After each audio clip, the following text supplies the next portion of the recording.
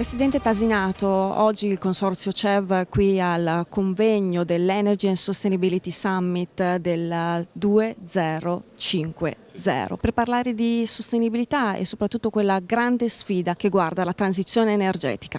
Il Consorzio CEV in questo periodo è molto incentrato a focalizzare la propria attenzione nell'accompagnare le amministrazioni locali verso l'autonomia energetica. Che cosa significa? Significa che un'amministrazione locale nel momento in cui ha un consumo, questo consumo può essere nutrito attraverso una fonte di produzione che in questa fase dipende dalle fonti rinnovabili.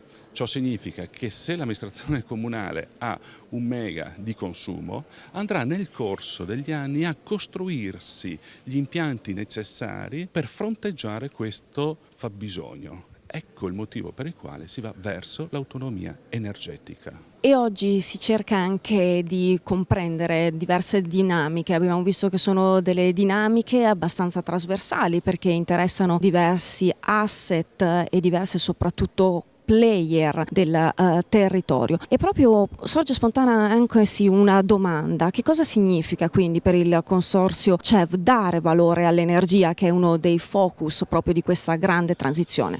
L'energia ha un valore, soprattutto nel momento in cui viene utilizzata con un forte senso di responsabilità, in termini di produzione ma soprattutto in termini di minor consumo. Ecco, il Consorzio CEV è incentrato proprio con questa finalità, cioè creare le opportunità per le amministrazioni locali affinché consumino meno energia, perché l'energia in questo modo assume ancor più valore.